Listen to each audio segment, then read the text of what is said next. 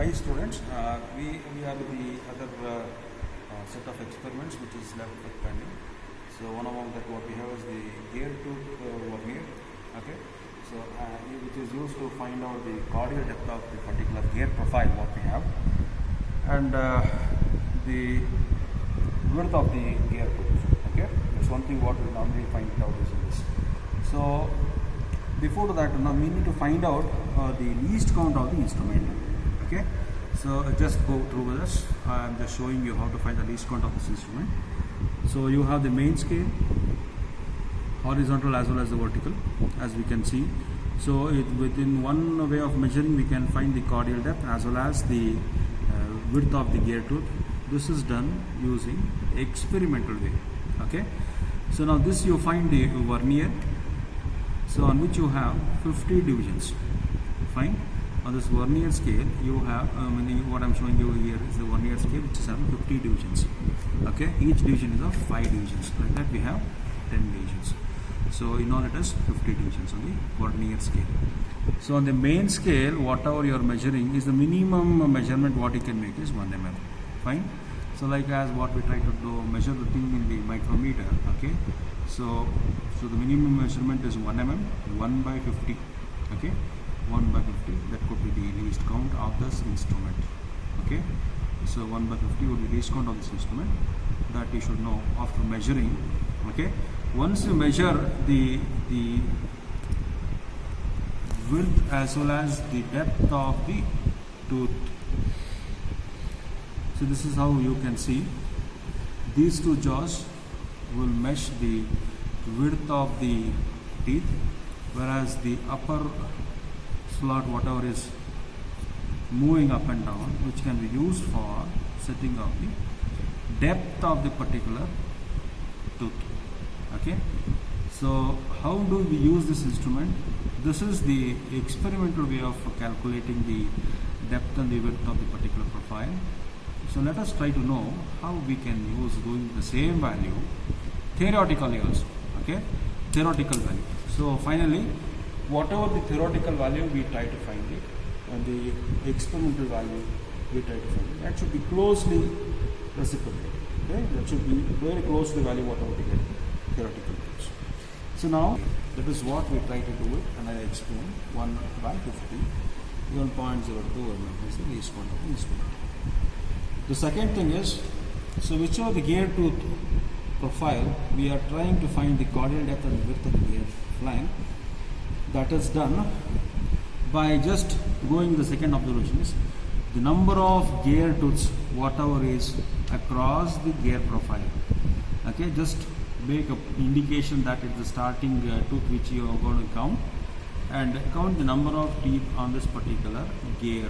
That is number of tooth of the spur gear. It may be a spur gear or an helical gear. That doesn't make any sense. So that is value n. That is the number of tooth on the gear particularly. That is capital N. Next thing is the diameter of the gear blank. Okay, this is a blank.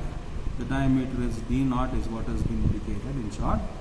So try to measure the diameter using the vernier caliper. Okay, the vernier caliper. Just meshing across the particular tooth profile, you get the diameter in terms of millimeter. Follow? So this is D0. This is the gear blank diameter, which is supposed to be somewhere about 103.26 millimeters. Fine. It can be measured like this also. So try to see the values close to it, almost close to the value of 103 or 104 mm. Diameter of the blank. Okay, that is D0. Now when you go to the calculation part, what is that we do? So we find the module of the gear. Fine. Next thing is the module of the gear, that is small m, which is given by the formula diameter of the blank D0 divided by number of tooth on this spur gear plus 2. Okay, diameter of the gear blank D0 divided by number of tooth n plus 2.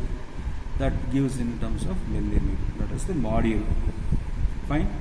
So once you calculate the module, we have two formulas to find out the cordial depth as well as the width using the experiment theoretical values. Okay. The first and foremost thing is the cardial thickness. How do you find cardial thickness? W, that is the width. That is number of tooth on the gear blank into module sine of 90 by number of gear tooths. Okay, that will give you the width, cardial thickness, width W. Okay, in terms of millimeter.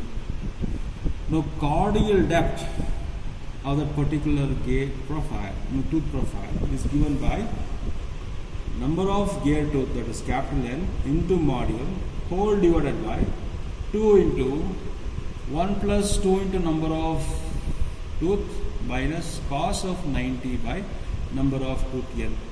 Okay, so in all interns it gives the cardial depth. So these are the two formulas which is used to find the theoretical way of finding the cardial thickness as well as the cardial depth.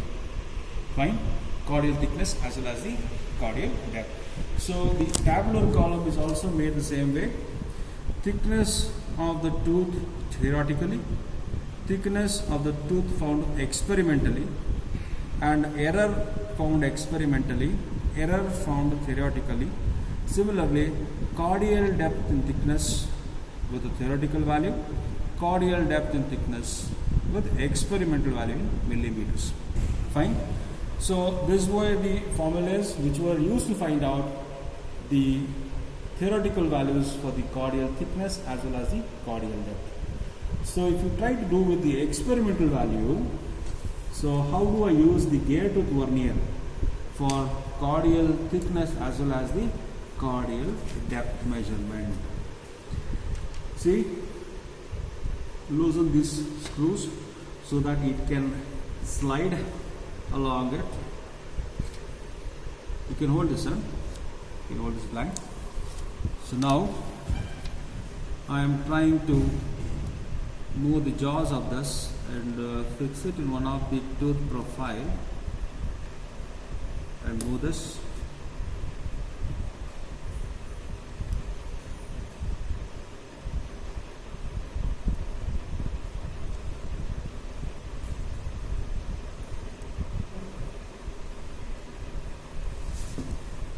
So this is how the measurements are made for the cardial depth and the tooth cardial thickness of that. So both the screws are tightened. Now you can make the measurements referring to the main scale and the vernier scale coinciding to that horizontally as well as vertically. So these are the values what we get experimentally for the cardial thickness as well as the cardial depth. So now referring to the number of tooth, finding out the blank diameter using the vernier and the module, you can find out the theoretical values and plot the graph referring to the percentage of error experimentally as well as percentage of error found theoretical values using the formulas. I think the calculation part you can continue. So this is how the readings are taken for vernier using the gear tooth vernier as a part of finding out the profile gear tooth blank. Thank you.